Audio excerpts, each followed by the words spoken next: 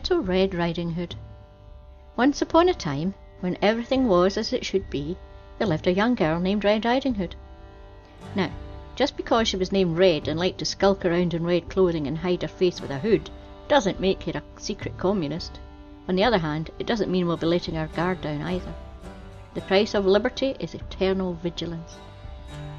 One day, Red Riding Hood's mother asked her to take a basket of goodies to her grandmother's house. She also gave Red a Glock 45 automatic for protection.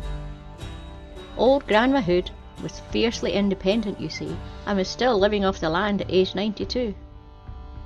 She was also a crack shot and an avid supporter of the NRA, Non-Agenarian Rifle Association. At her trailer in her wooded compound, times had grown hard and supplies were getting scarce.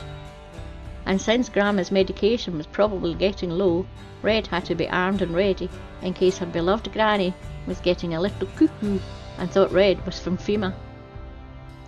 So free and fully armed, Red Riding Hood set off down the path, pushing her wheelbarrow full of powdered milk, jerky, dried beans and ammunition to Grandma's compound. Her Grandma was a patriot, and Red Riding Hood loved her. On the path in the woods, Red Riding Hood was accosted by a wolf. "Yo, baby, what you got in the cart, huh?" he asked very rudely. Red Riding Hood took out her Glock and shot him. "An armed society is a polite society," she said, and pushed her wheelbarrow along.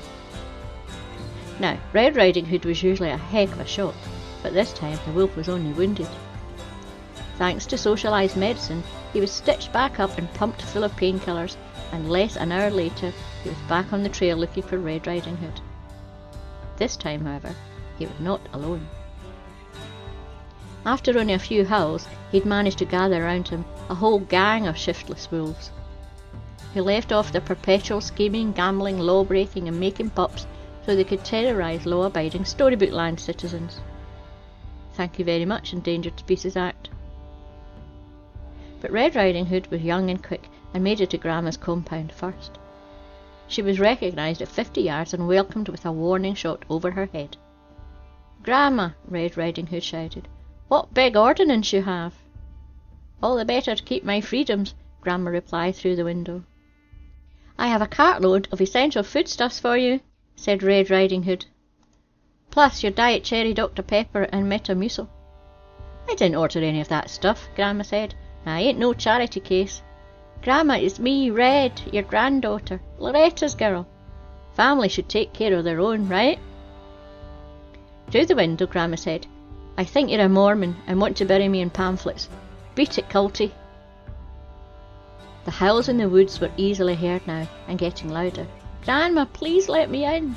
"No, you're going to try and scam me on home repairs." Red was beginning to get very scared. "If you don't let me in, the wolves will snatch all these goodies you rightfully have coming to you. That would be like a death tax. My death tax. You don't want that, do you?" Through the window, Red heard some whispers. After what seemed like a very long time, the latch was turned and Grandma's front door opened. Red scooted inside quickly and closed the door behind her. But whatever danger she'd left behind was nothing compared with the horror of what faced her inside. Grandma's house was crawling with ATF agents. "Is it her?" asked the head fed. Grandma sighed and said yes. "What's going on?" asked Red. "Do you know the penalties for selling and transporting ammunition through a storybook wood?" asked another man in a windbreaker and government gimme cap. "You're looking at 15 to 20 in a federal prison, kid." "What? Grandma, help me." "It's the truth, Red," Grandma said. "You'd better take the deal the agents are offering." "Grandma, I thought you were a patriot." Grandma lamented. "I'm old and feeble and they threaten to take away my pension. Do what the despicable government thugs are asking, Red."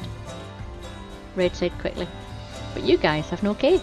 I didn't hand anything over to her yet." "I have 5 agents here who will swear you did." "We love to lie in court," said another. "It makes our despicable little lives worthwhile." The rest of the agents smiled and nodded in anticipation of tossing innocent citizens in jail. Red could tell these government vermin were serious, so she bit her tongue for the moment. The ATF agents explained to Red Riding Hood how she could beat the rap if she wore a wire and got her mother to rat out her network of friends who were defending society by skirting the gun laws. Red Riding Hood agreed with the agents, but deep in her heart she wished them dead in many ugly ways. Grandma also cursed the agents under her breath when she was when she wasn't off in La La Land daydreaming about the day she met a talking codfish. Satisfied that their evil scheme was working, the agents stepped outside to get the recording equipment out their truck, dragging Red and Grandma behind. So excited were they at the chance to lie in court and erode the Constitution they had sworn to uphold, they'd forgotten about the wolf pack. The predators, the hare 4-legged ones I mean, immediately pounced on the government's goons. Red and Grandma managed to climb up on the roof of the cottage, but all the ATF agents were attacked and gobbled up. "Thank you, Mr. Wolf," Red shouted from high above. "I'm sorry about wounding you earlier. You know how it is." "No problem," said the wolf.